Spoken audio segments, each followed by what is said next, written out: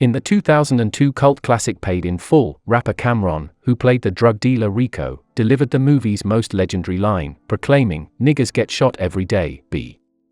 The character was inspired by the notorious Harlem drug kingpin Alpo Martinez. Just hours after midnight on Halloween, it was Alpo who found himself on the wrong side of a bullet. According to local news reports, Martinez, 55, was struck 5 times while driving a 2017 Dodge Ram near West 147th Street.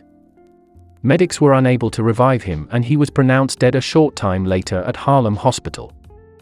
No suspects have been arrested, but it won't surprise anyone to learn that Martinez's death was a byproduct of the life he lived and especially his decision to make a deal with prosecutors nearly 30 years earlier.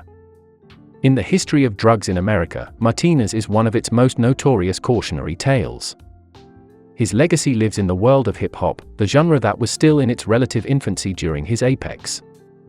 Over the years, the name Alpo has woven itself into songs from artists such as 50 Cent, Jay-Z, Nas, Meek Mill, Shyne and Future. His legacy in rap, much like in the streets, has always been divisive.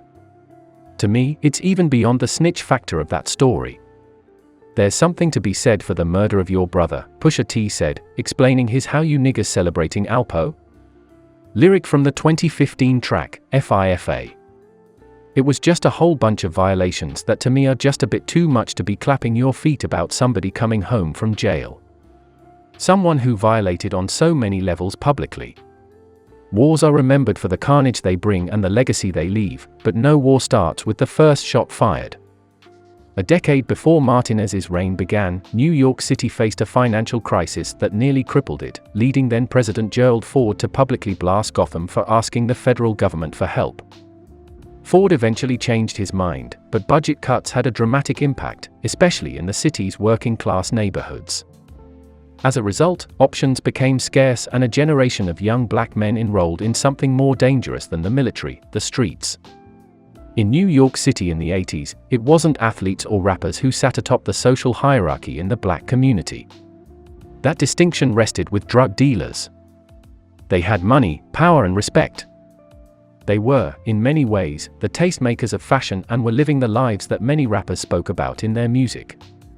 Former kingpins such as Nicky Barnes and Frank Lucas were sitting in prison serving lengthy terms. The arrival of crack cocaine made the game far more anarchic than it had ever been before, leading to a new cast of street legends controlling the drug trade. Kenneth "Supreme" McGriff and Gerald "Prince" Miller of the Supreme Team, founded near Baisley Park houses, ran Queens. The names of Howard "Pappy" Mason and Lorenzo "Fat Cat" Nichols struck fear at the mere mention. Meanwhile, Martinez, AZ, Faison Jr. and Rich Porter were top dogs in Harlem. Martinez was flashy and flaunted his riches. He was making money not only in New York, but also out of town in cities such as Washington. But then came the act of betrayal that would trademark the rest of his life. The only thing perhaps more important than money in the streets is loyalty. On January 3, 1990, Martinez and his right-hand Garrett, Big Head Gary, Tell allegedly killed Porter. Neither were ever convicted for the murder. Martinez believed that Porter was lying about a connect he used to purchase product. All the money they made together suddenly didn't matter. Porter's slaying was always going to be major news that would shake up the balance of power. But his killing at the hands of a man whom many saw as a brother ran deep. "I was meeting Rich that night, he got into a van. Once he got in the van, I locked the doors.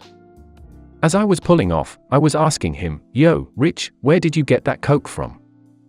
That was good, because I wanted to make him comfortable," Martinez once recounted. "I was very mad. I just killed a that I loved. I called my brother."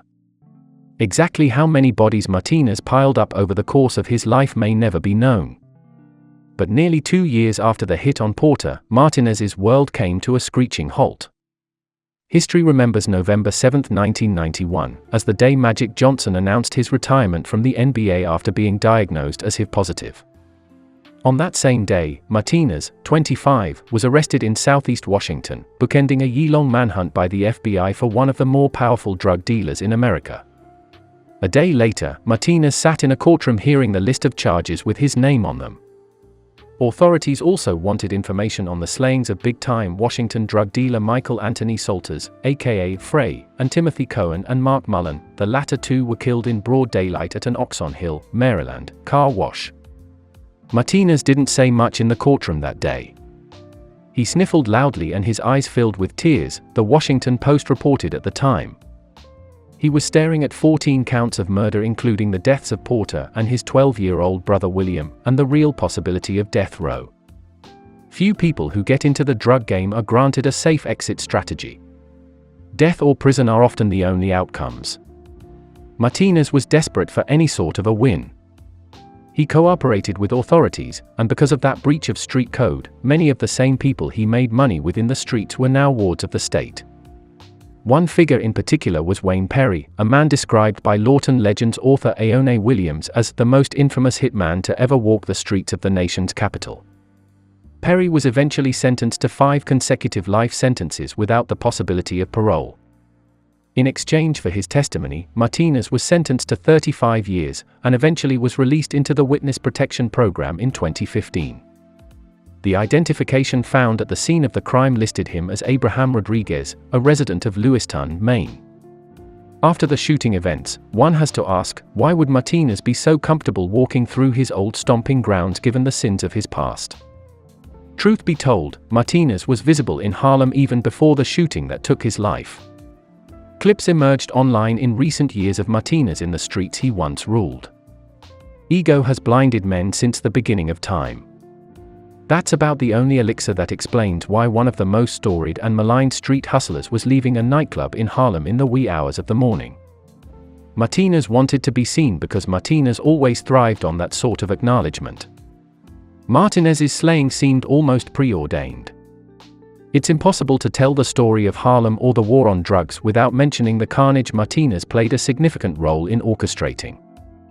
The movie Paid in Full ends with Rico, the character inspired by Martinez, saying he'd cooperate and give up names of drug dealers in Washington, but he refused to snitch on anyone in Harlem.